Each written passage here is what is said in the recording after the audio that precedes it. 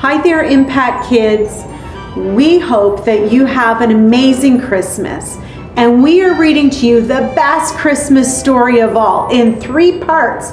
We're going to put one out each week. You can just enjoy listening to it, or if you want to save it as a special time for your family and say some prayers, or maybe save it for Christmas Day when you're celebrating Jesus.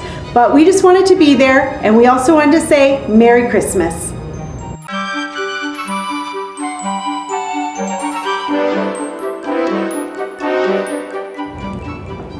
Hi there, Impact Kids. I'm going to be reading from the Jesus Storybook, and I'm reading He's Here.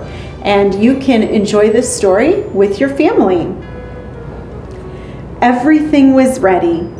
The moment God had been waiting for was here at last. God was coming to help His people, just as He had promised in the beginning. But how would He come? What would He be like? What would He do? Mountains would have bowed down, seas would have roared, trees would have clapped their hands. But the earth held its breath. As silent as snow falling, He came in. And when no one was looking, in the darkness, He came. There was a young girl who was engaged to a man named Joseph. Joseph was the great-great-great-great-great-grandson of King David. And one morning, this girl was minding her own business when suddenly a great warrior of light appeared right there in her bedroom.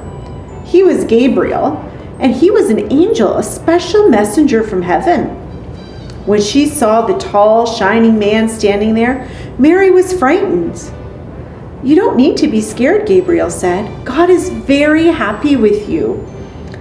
Mary looked around to see if perhaps he was talking to someone else. "Mary," Gabriel said. He laughed with such gladness that Mary's eyes filled with sudden tears. "Mary, you're going to have a baby, a little boy. You will call him Jesus. He is God's own son. He's the one. He's the rescuer. The God who flung planets into space and kept them whirling around and around. The God who made the universe with just a word.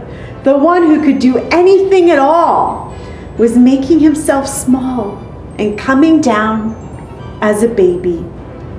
Wait, God was sending a baby to rescue the world? "But it's too wonderful," Mary said, and felt her heart beating hard. "How can it be true?" "Is anything too wonderful for God?" Gabriel asked.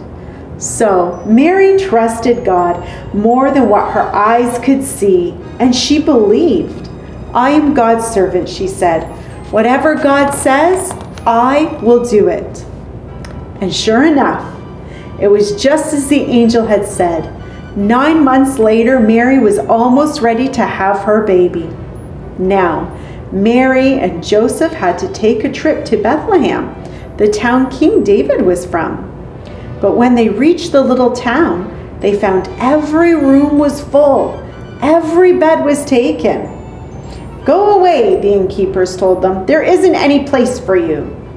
Where would they stay? Soon Mary's baby would come. They couldn't find anywhere except an old, tumble-down stable. So they stayed where the cows and the donkeys and the horses stayed. And there, in the stable, amongst the chickens and the donkeys and the cows, in the quiet of the night, God gave the world His wonderful gift. The baby that would change the world was born, His baby son. Mary and Joseph wrapped Him up to keep Him warm. They made a soft bed of straw and used animals' feeding trough as His cradle. And they gazed in wonder at God's great gift, wrapped in swaddling clothes and lying in a manger. Mary and Joseph named Him Jesus, Emmanuel, which means God has come to live with us, because, of course, He had. Thank you, boys and girls.